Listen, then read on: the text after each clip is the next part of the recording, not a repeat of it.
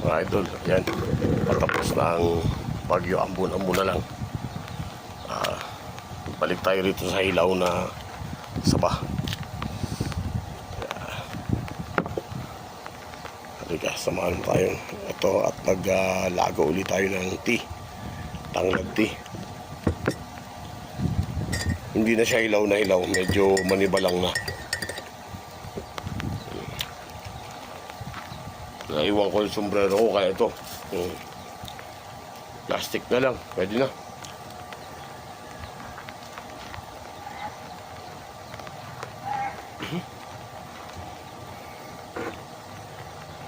Okay mga idol, halika't samahan mong kumain tayo ng saba